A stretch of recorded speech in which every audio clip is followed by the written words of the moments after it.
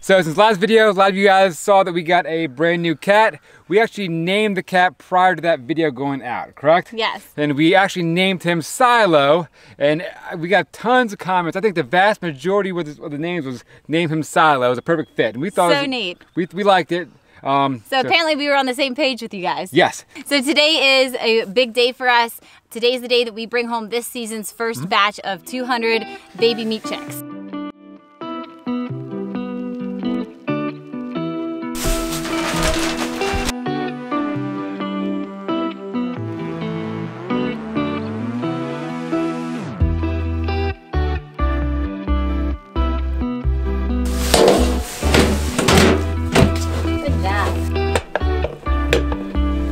Yep, so the first thing we gotta do is we gotta go to the barn and get the heat lamps turned up so we get it up to about 95 degrees on the floor where they're gonna be at. Then we're gonna go pick them up from the post office, and we're gonna move pretty fast from there to get them all set in and comfortable. The post office.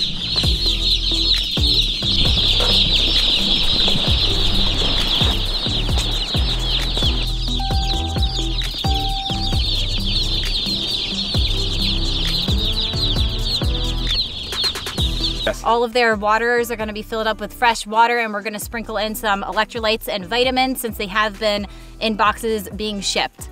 Correct.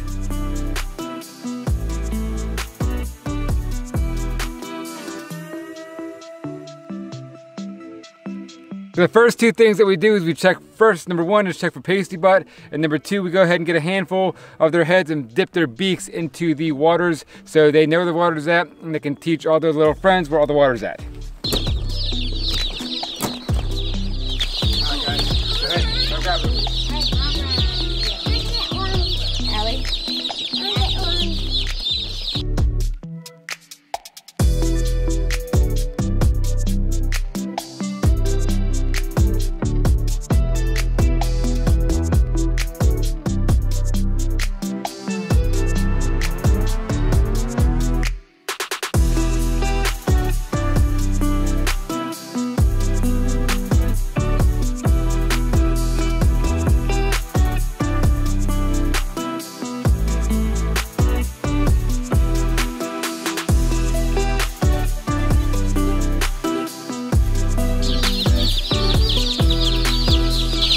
This one. Look, guys.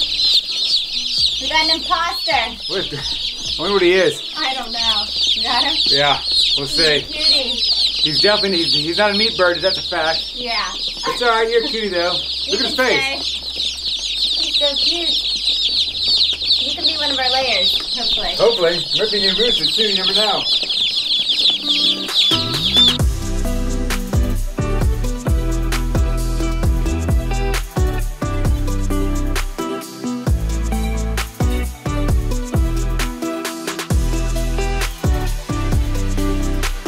So out of 200 baby chicks, we have 0 deaths upon arrival, and we also had only 1 with pasty butt. So as you see on the pasty butt, there is some wet droppings that is covering the vent on the baby chick. That needs to get washed off or he could end up dying. So I've never to this date lost a baby chick due to pasty butt. What I do is I take them inside, I use some warm water and some soap, and I just carefully clean that area, give them a little blow dry, put some Vaseline on there, and then I will bring him back out and he should be good to go. But that does need to be taken care of right away. Right now we have a bunch of little trough feeders around here. You gotta make sure we have enough of these for the 200 chicks we got. So we have them scattered throughout, so there should be enough of these. We have the small little waters here also for these guys. But once they get older and get out on pasture, they're gonna have a big trough feeder and also big waterers. The feed we're using is actually chick starters, a mash, but the chick starter is for chicks at this age to eat, and once they get older, they're going to be on broiler chick feed.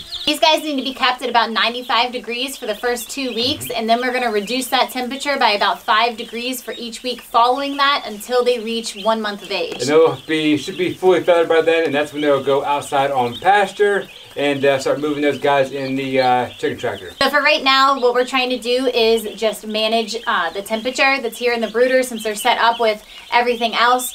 So what we're looking for is that they are not all clustered underneath the heat lamp. Originally, when we take them out of the box, it's normal for them to kind of all huddle together until they, get to the temperature that's in the room, and then they start to spread out. So what we want to see is the chicks evenly dispersed throughout the room. If they're huddled under the heat lamp, that means that they're too cold. And if they're on the outsides of the brooder all the way around, then that means that the heat lamps are too hot and they're trying to get away from them. So you got to keep an eye on it and see whether you need to add more heat lamps, take heat lamps away, raise them, or lower them. Just manage it. Yeah, so right now we're actually running 4 heat lamps. Each one has a 250 watt bulb in it. But we also upgraded to 2, heating plates. They're by far much more efficient. The heat plates, they have 2 settings for a brooder or a heater. So the brooder actually draws 50 watts.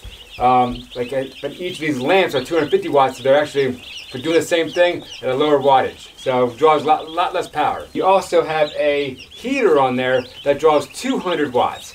Like I said again, these things draw 250 watts, but that heater is equivalent to a 1500 watt heat lamp.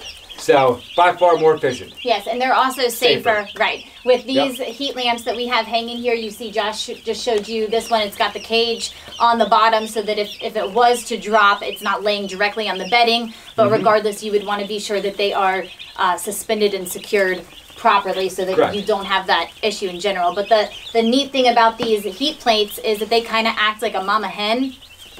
And the natural setting, the baby chicks would go and they would huddle underneath their mama's feathers and her legs, and she kind of, keeps them warm. So this is the draw to them for that. It's pretty neat. We never used them before, so we're actually a little impressed with them, I guess. Yes, right? Yeah, we are. We're happy. We would definitely probably be changing to this as we go along, but there's lots of different ways that you can heat baby chicks. Yep. I'm happy.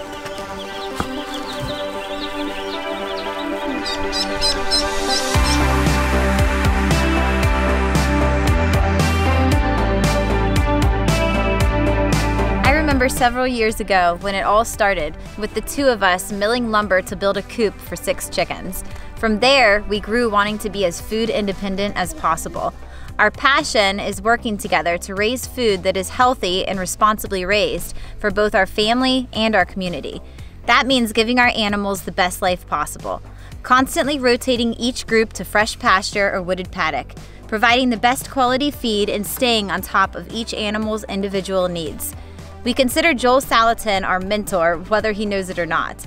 His methods of land and animal management are mimicked here on our farm and are proving to heal the land while simultaneously providing us with the best food possible.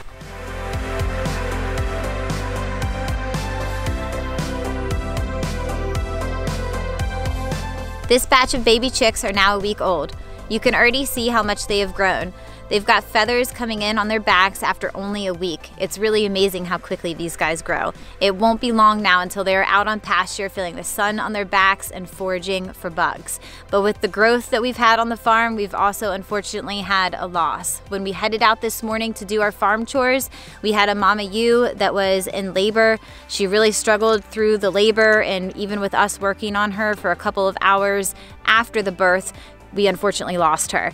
That's tough. It's never an easy thing, but it's also just part of life on the farm. And now we have a sweet little baby ram lamb that we're going to be bottle feeding and caring for and raising up.